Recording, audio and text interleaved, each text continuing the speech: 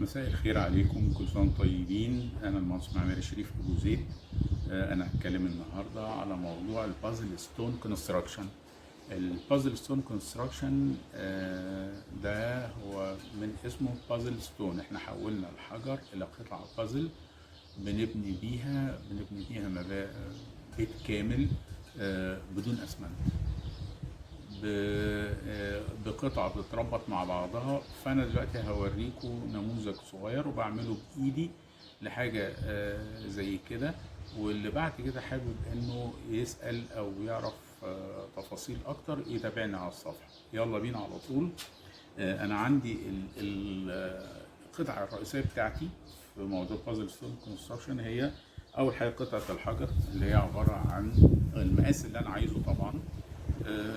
ده بيبقى مفحار في النص اهو، داير فيها، بيجي من المصنع بنفس الطريقه دي. القطعه الثانيه هي بتبقى دي اسمها المخ، دي اللي بتيجي عموديه كده زي ما حضراتكم شايفين. المفحار بتاعها عكسي، يعني بحيث ان دي كده دي جايه كده عشان يتربطوا مع بعض. يلا بينا هنشوف. انا دلوقتي هعمل بسرعه كده مدمجين في السريع، هنشوف بقى هما بيتعملوا ازاي. ادي انا حطيت المخ بتاعي اهو.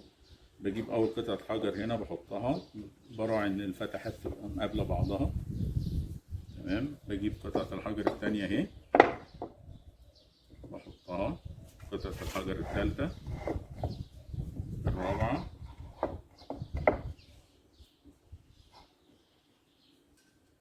ببقى حريص ان الفتحات تبقى مقابله بعضها كويس عشان لما يجي احط الدسر. هي كده دلوقتي ايه، بدأت الشكل الاولاني يتكون معايا. اللي انا بعمله دلوقتي انا بظبط الفتحات مع بعضها عشان لما اجي احط الدسرة بتاعتي تبقى كل حاجة مظبوط. ودي بيبقى الظبطة الاولانية اللي هي بتظبط لي كل حاجة بعد كده. انا كده اهو ظبطت. عندي بقى انا بستخدم ايه عشان اربط ده؟ الدسرة اللي حضراتكم شايفينها دي، في منها طويلة مسطرة، في منها دسرة عادية، في حاجات قصيرة قوي.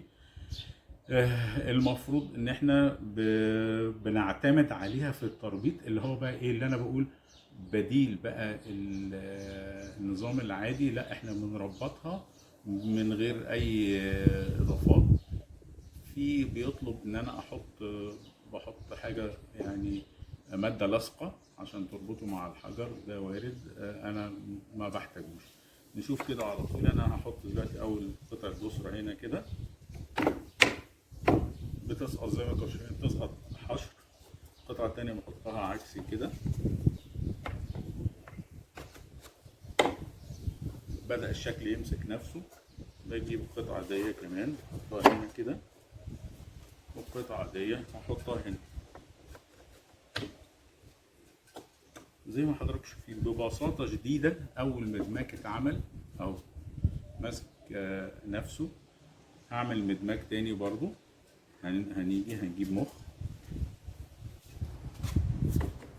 نحطه هنا اهو في النص كده. وانا طبعا برضو في حاجه عايز اقولها، الظبطه الاولانيه اللي تحت دي هي اللي بتظبط كل الشغل بعد كده. يعني بيبقى اللي بيشتغل الصنايعي اللي بيشتغل معايا ما عندوش اي مشاكل في الدنيا اكتر انه يبقى دقيق، ان هي بقت تركيبات زي ما حضراتكم شايفين. واللي يسري على المقاس ده يسري على اي مقاس تاني. انا هوريكم دلوقتي ازاي ان احنا يعني الموضوع معانا مفتوح، بنحط مقاسات كتير اللي احنا عايزينه. اهي حطينا كمان قطعة تانية كده. طيب هنقفل تاني بقى مخ تاني كده.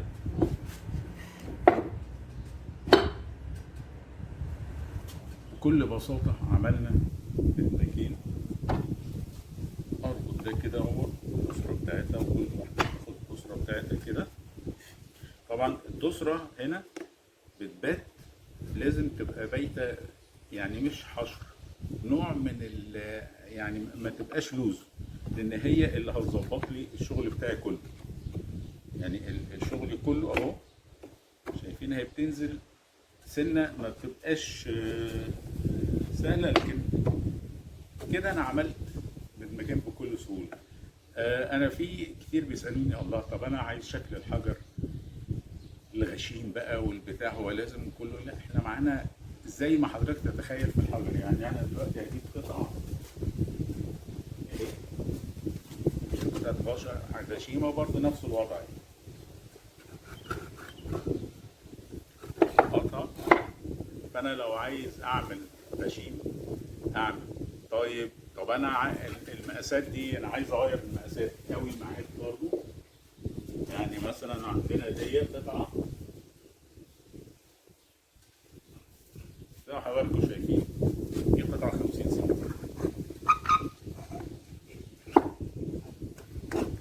بكل بساطه وبكل سلاسه حطيتها. طبعا لو انا شغال هبدا ابني حواليها، اقدر اعمل اللي انا عايزه. طيب ممكن اعمل عندي اي مقاس حضرتك تتخيله، انت بتعيش حياتك وبتعمله في الحجر. فانا هنا برضو انا جايب لكم برضو مقاسات مختلفه. دي بقى حاجه مختلفه برضو 25 في 25، وبرضو نفس النظريه بتسقط زي ما حضراتكم شايفين. فهي الفكره ان انت كاونر بتقدر انك تعمل ترايل اند ايرور في الموقع زي ما انا عملت دلوقتي. ركب لي دي منظرها مش حلو، لا طب شيلها حط لي بقى طب انا اقدر اعمل المقاس ده، طب انا اقدر اركبهم بالطريقه دي. وانت نفسك ممكن تقعد تتسلم على نفسك زي ما انا بعمل دلوقتي.